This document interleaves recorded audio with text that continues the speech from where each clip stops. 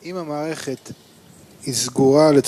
the system is like a closed system, let's say everything's included. Let's say when we're talking about the fact that we're all has to do with the connection between a person and society. Right. So there's a system where a person corrects and he discovers a phenomenon called the spiritual world that right now, when he's broken, he doesn't feel it. What is that reality that we say that it's on the outside, that there's this surrounding light? Where is this thing existing? What is this thing? Outside the feeling of the created being. So that's what I'm asking. So where is this? What do you mean, where is this? In what kli is it? In what state is it? In the kli that it received from the will to receive. When it departs the will to receive, it's then called surrounding. What does it surround? What does it belong to? What made it surrounding? It belongs to the kli.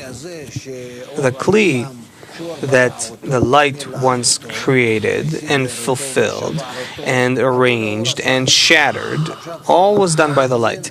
Now that light, as if, is expelled from the kli, and so the kli becomes independent. Somewhat. Not actually, but somewhat. What does it mean that was expelled? Does it exist or not exist? By lack of equivalence of form, it's expelled. And when there's no equivalence of form, does it exist? Who? The surrounding. Of course it does. It exists within a surrounding vessel. What is that thing called a surrounded kli? The surrounding kli is that desire or intention that existed in the kli before and now was broken. So if it's now in a corrupted state, so does the surrounding light exist there or not? Exists. I don't have other words here. This requires going back into the Shal Kavanot. No, what I'm trying to understand is we can explain in some kind of simple, relatively way, mechanically, naturally, to a certain limit called the reforming light or the surrounding light, where it becomes something almost mystical. There's like a leap there that is hard to explain.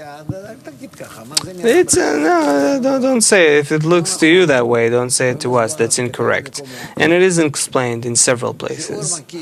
The surrounding light is the light that existed in the kli as inner light. And it departs. Even in Galgalta it's explained. It departs because it cannot clothe the direct light and be in the vessels and so forth. So it exists outside the kli, awaiting the kli to be able to receive it again. It's called surrounding light. And it exists within the kli. It's only a different kind of kli. It's an external kli for surrounding light, just as there is an inner kli for an inner light. All right, there's not enough explanation about this. Fine. You can even hear in the recordings how much I pushed Rabash to explain more about the surrounding light, and the Kabbalists don't talk much about it. Why? Because there's not much to talk about. It's the behavior of the Creator towards creation. You attain it as you go. So maybe to continue what I was asking earlier, also the surrounding light is the impression of the creature altogether. All we talk about is from the attainment of the creature. What else there is, we don't know. So you're saying that surrounding light is a discernment inside the kli of the creature is called surrounding light? Of course it is, yeah. That's just what we say. There's nothing outside the kli. The kli that attains. Sure. A person attained it, and that's why he writes to you. There are many things, who knows, also things that might exist, we don't know.